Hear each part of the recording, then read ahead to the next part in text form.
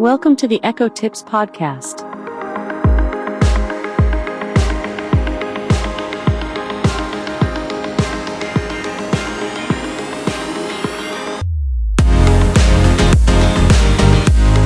Here's a sneak peek into what we're going to cover in this week's episode of the Echo Tips podcast. Claude AI is a chatbot developed by the company Anthropic. Well, hello, and welcome to the Echo Tips podcast this week. It's good to have you returning listeners, and you new listeners, it's good to have you with us as well. And we'll even give you a little rundown about this program and its 7th season is all about here in just a little bit, you new listeners. But first, at a high level, dealing with our Amazon Echoes, we're going to be talking this week about a term you may have not heard about, although we've talked about Claude AI in past episodes, see episode 317 and 319, but we're going to be talking about another term called Claude Agents. What is a Claude Agent? How can it inform our potential A-ladies of the future? How does it affect maybe our computers or other devices? How would these agents be able to do things possibly on them? And how does that all tie back in to voice commanding our favorite little A-lady device to set a timer or do this or that? Well, we'll talk about that in this show. Some new information that just came out yesterday from Anthropic, the maker of Claude, and about Claude Agents. And so we'll learn a little bit more about that in the show. And but before we get into that, I'd like to fulfill my promise to our new listeners. Welcome, you new listeners. I'm the host of the show. My name is David Ward. I'm an assistive technology instructor with the New Vision program at Goodwill, and we're based here in the Blue Ridge Mountains of Southwest Virginia in the city of Roanoke, where we have a training center. Now, you'll find that our podcast is a weekly show in its 7th season now with a back catalog of over 300 episodes where we talk all things Amazon Echo. We go all the way back to the Pringle can and the Echo Dots and the very first Echo shows with the screen. And we talk about high-fidelity Echoes, and we talk about new equipment with Echoes, and we talk about skills and games and apps and music applications, all scenarios really connected with the Echo, from parents, caregivers, seniors, children, home automation tasks, just a whole swath of information that we've covered over these years, and our back catalog is open to you, and you're welcome to go check it out. And we try to keep our shows kind of nuggetized. Sometimes we'll have a big omnibus episode where we label that specifically. But generally, you new listeners, we try to keep things somewhere in the 15 to 25 minute mark range. But it's good to have you with us. And as I said before, you returning listeners as well. So before we delve into our Claude AI agents, we're going to go to a brief message about this podcast. And then, as always, we'll be right back.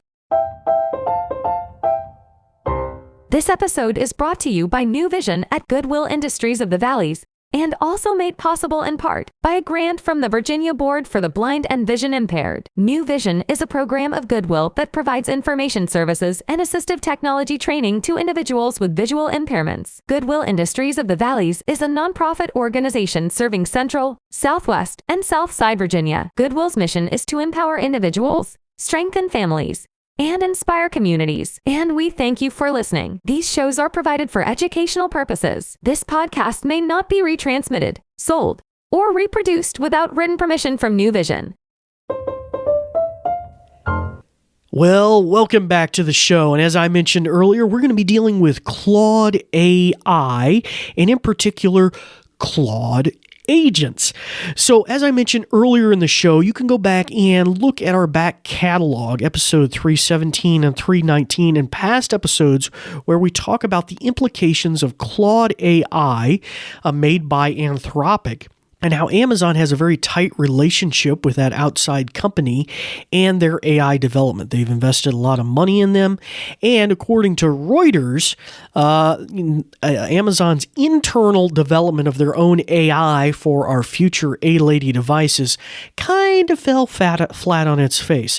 And so we're going to talk about how, back in those episodes, we talked about how Claude AI had been chosen as the core replacement moving forward. And we talked about some of the potential benefits, its architecture, its constitutional model, and different other things like that. So go back and check out those episodes. We had one episode where we had a kind of a demo, kind of where his YouTuber kind of plugged in it to a speech engine and he talked back and forth with it. So really kind of interesting. And then we also had an episode, I think it was 319, we had the one where we actually interacted with a Claude skill on the Amazon Echo that had just recently been posted and it hadn't been available before. Not from Amazon, it was a third-party vendor, but nonetheless, you could verbally converse with Claude AI and, test it out, kick the tires, see how good it is.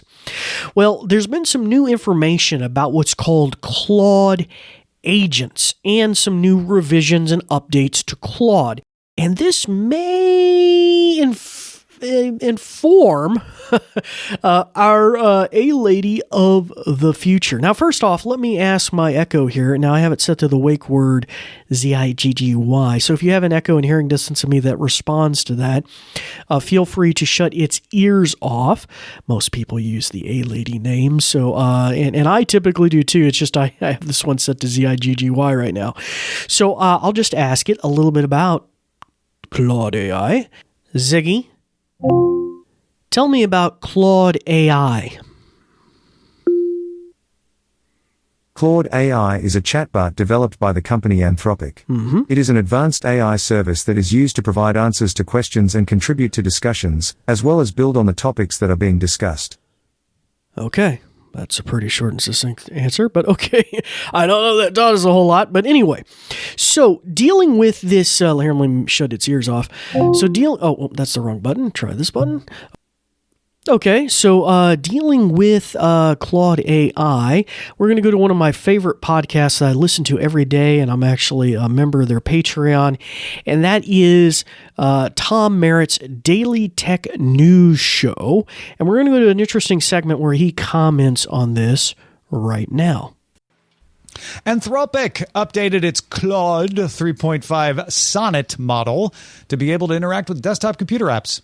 The Computer User API beta can do keystrokes, clicks, mouse gestures. It can do it on software. It can do it on the web because a browser is software. Developers can try it out on Amazon Bedrock as well as Google's Vertex AI platform. This broadly falls under the buzzword AI agents, which is generally about model-powered algorithms that can operate software. They can do tasks without you needing to tell it every step. You can just kind of describe something and it goes and does it. Microsoft just announced its agents earlier this week. Salesforce is about to launch theirs. Amazon's Adept trains models that do this. OpenAI's agent is coming soon. The way this works is the human provides the instructions. So you could type, use data from my accounting folder and fill out this online form for the tax agency. And then the AI agent would just go look through all the files in the folder, figure out what info matches what's in the form, fill it out, press submit, and all it has to do is ask you for access to the files, right? You have to approve with Anthropic, like, yes, you can access that folder, you can access it for read, but not write, et cetera, et cetera. One thing Anthropic touts is that 3.5 Sonnet will retry if it runs into a problem. So it doesn't just run into a problem and then kick out to you, go, I couldn't do it. It tries a different tactic. It tries different approaches until it gets it right. However, like most of these agents, they're not always perfect. Anthropic itself writes, Claude's computer use remains slow and often error-prone. We encourage developers to begin exploration with low-risk tasks. Okay, so they're from Daily Tech News Show, Tom Merritt's first. We're going to go back to another clip here with his co-host Sarah here in just a second. But just real interesting, It seems to be progressing, this idea, this agent concept, the ability to control your computer. What I think we bring to the stage and thinking is that Reuters article about Claude being the back engine of our A-Lady of the future.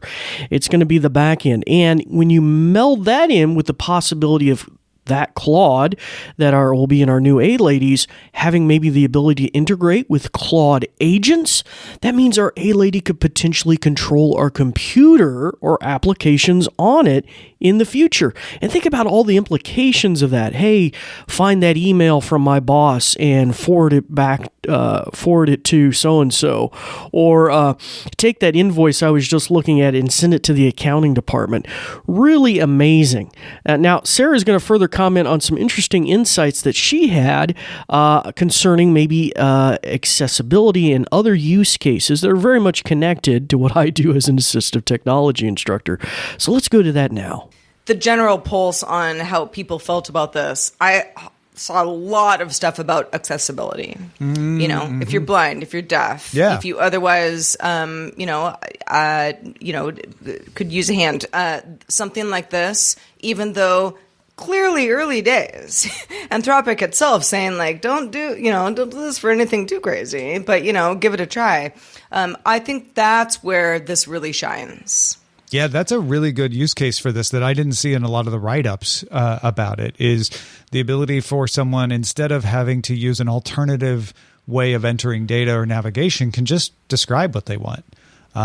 Which is still using an alternative method of input in a lot of accessibility situations, but it's faster to say that and then just have the agent go and do it. And you can still double check it and go, yeah, that's fine. Go ahead and you can submit that, or that's the information I needed. Please email it. So there's a lot of buzz around agents because of the enterprise aspect of this, but I think the accessibility is as big or more important, possibly. Well, that's a fantastic insight, Tom, and good catch there too, Sarah. So, very interesting perspective too. So, not only do I think just for the general public, the practical implications of this are pretty amazing. Just the ability that our A-Lady of the future with the Claude could interface with a Claude agent and then interact with our computer. I mean, the prospects of that are a little bit mind-blowing, especially the fact that it's geared towards learning maybe how to do something. Maybe the first couple times you have to show it, but then it could do it. In many ways, I think it's reminiscent of what I was about to say Tim Cook, but I mean Steve Jobs did with the iPhone. When the iPhone first came out, there was no apps on it, except for the default apps. There was no app store, I should say, but there was a browser, and that was touted as a huge window to the world with web applications, and it had this huge web application environment. And the idea is that that's where you would build your apps. And so it was kind of this portal. Now, eventually they created an app store to help facilitate other more complex environments and games and things that weren't really possible back then on the web. But I think the implication is it's kind of similar, but in reverse, because Amazon started off with its app store we call the Skills, right? We've discussed that in many past episodes about games, and we've talked about the Bible app and many different other things, that are made by third parties, the Claude skill. But now, through a Claude agent, if they choose to implement that connectivity with the Claude backend AI for the A-Lady of the future, well, that means that she could talk to a computer theoretically through a web browser or any kind of built-in application that's available on Windows, and just interact with that or learn how to interact with that, and that would give you verbal interfaces to that. Now, I think for the general public that will obviously have some utility at some point. I mean, even if it just worked with basic things like Uber, DoorDash, Instacart, and other things like that in itself would be pretty amazing to verbally just go over there, hey, order me some bananas or whatever, and have them delivered. But I think the implications for accessibility, which is what my day job is, working with the blind and vision impaired, we are very much interested in this kind of technology. And the first time I think we may have heard about this at a really large large is with the Rabbit R1, which was a kind of weird, quirky device that I don't think ever really panned out, but it proposed this concept of a large action model, which was a similar concept where AI can map out a screen and move, well, in that case, I think it was your finger around apps to tap on buttons and do different things. In this case, the Claude AI, if you look at the TechCrunch article that's linked in our show notes, talks about it has an image of what the screen looks like on the computer. It can move the mouse, it can move the keyboard. Like Tom was talking about, maybe you could do data entry in a form for you, so it could verbalize and come back to you and say, hey, you want to, fill out your tax form or whatever. I don't think that's a great example, but you get the idea. So really kind of interesting, that ability. And for the blind community, we particularly find it useful, not so much that we can't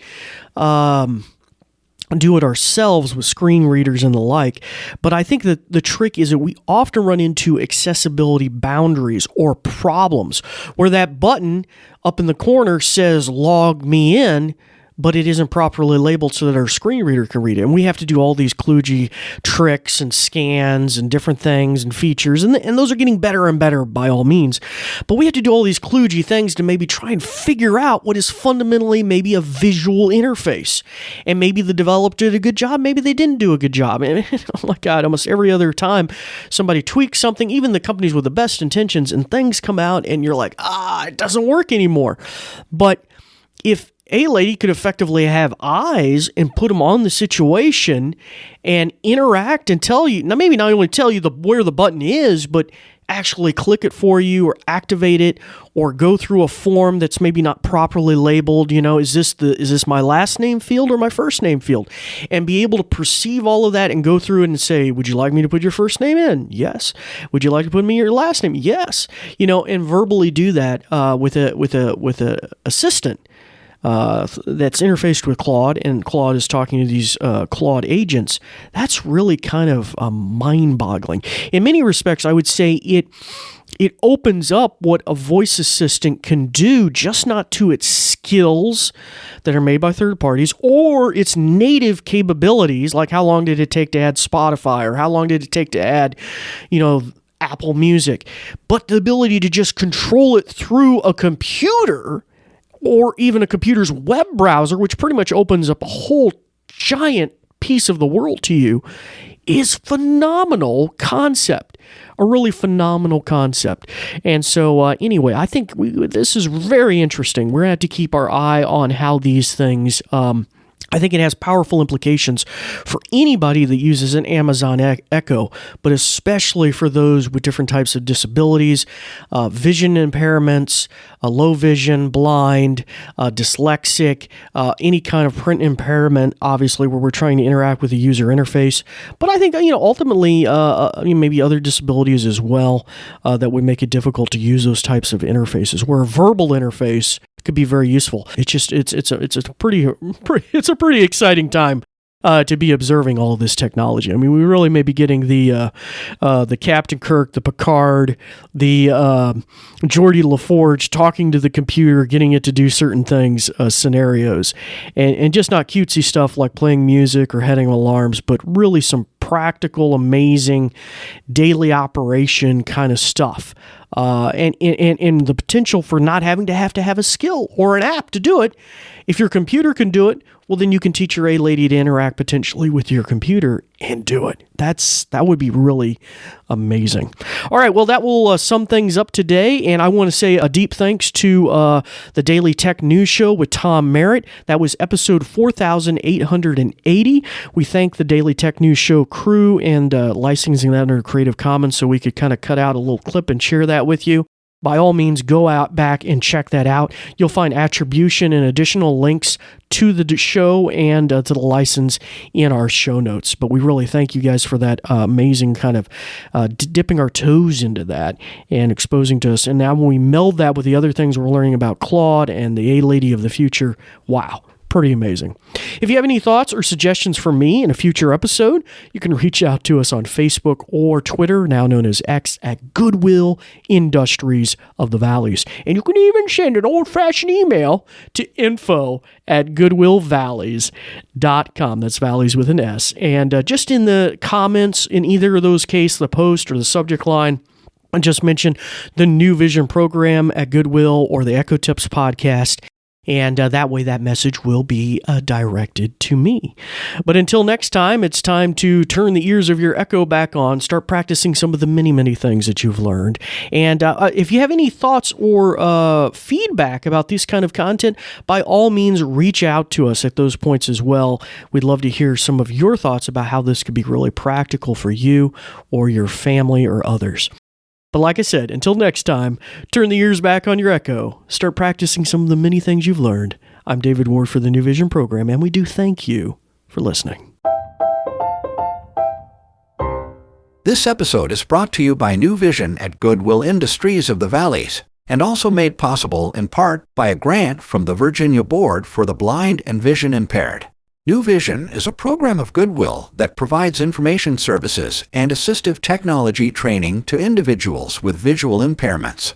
Goodwill Industries of the Valleys is a nonprofit organization serving Central, Southwest, and Southside Virginia. Goodwill's mission is to empower individuals, strengthen families, and inspire communities.